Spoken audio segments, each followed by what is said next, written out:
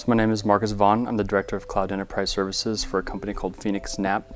It's an infrastructure as a service provider that started in 2009. To show that growth in the last 5 years, today we serve about 3,000 customers and have deployed about 100,000 systems for those customers in that period. Puppet plays a big part. A long time ago, we take a look at what we were doing and the growth that we had, and we tried to figure out if the way we were doing things was really what was going to support us in the future. What we noticed is the more systems that we deploy, the more manual processes we needed. And so we looked for a way to kind of reduce that, like a framework to manage systems.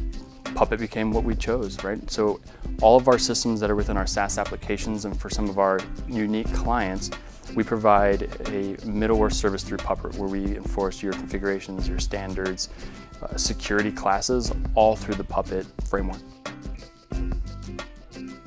Yeah, in 2014, we were able to record just over $1 million saved through Puppet, specifically through our DevOps cycle, which is our development teams, our QA environment, our release engineering, and all of our middleware teams.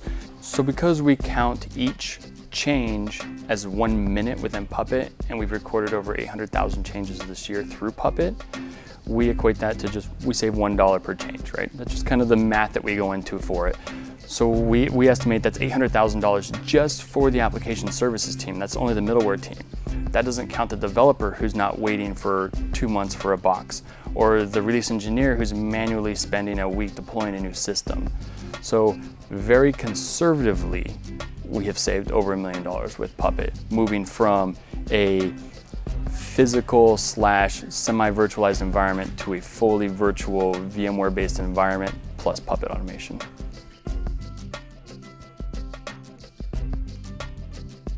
So when we originally pitched Puppet, we thought it would take a year for ROI for our investment.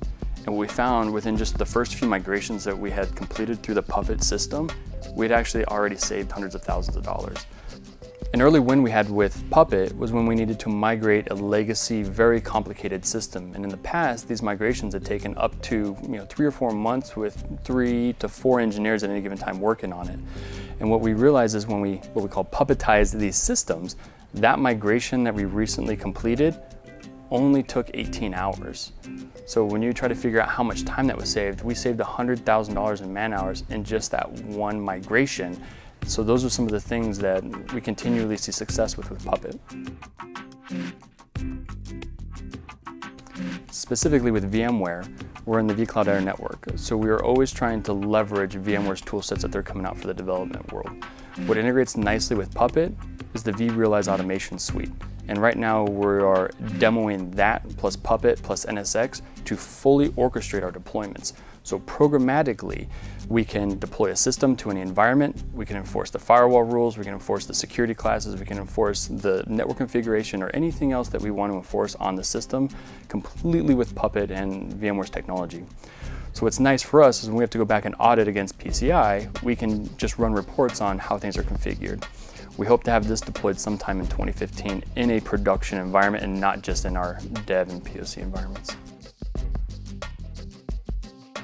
So we were estimating about 36 days to go through every single environment the old way we were doing things. With just Puppet, we were definitely below 12 days absolute max. Usually it's below 30 minutes, and that is after a request is seen by an administrator. When we get to the whole vRealize plus Puppet plus NSX, we're hoping through a catalog, a developer can get a resource within 15-20 minutes of their actual request. The hype right now is around the whole DevOps, right? That continuous integration, your iterative development process. Puppet is a central part to us being able to achieve that, right? In the cloud space, it's crazy competitive, right? Everybody has portals, everybody's trying to integrate everything they can. With Puppet, we can make lots of tiny changes very quickly, and all through our change control system and through our merge request, and we can track everything that's going on in the system. Where in the past, we had to have these release and maintenance windows and just this clunky system of deployment just trying to get something out compared to what it looks like now.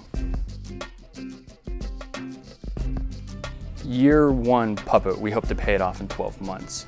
What we noticed in the first year, we actually got a 10x payback with the Puppet automation, just because it was able to streamline a few of the processes in our environment that were actually taking us a long time to manually complete. I would definitely say in the last 10 years, Puppet was the easiest to ROI out of any investment that I've had, right? Buying a scanning solution or storage, it's hard to quantify the actual value that goes back to the organization. But with Puppet and how we track our changes, I can relate every change to some amount of time saved and feed that right back to the executive staff. So it's definitely been a poster child for us.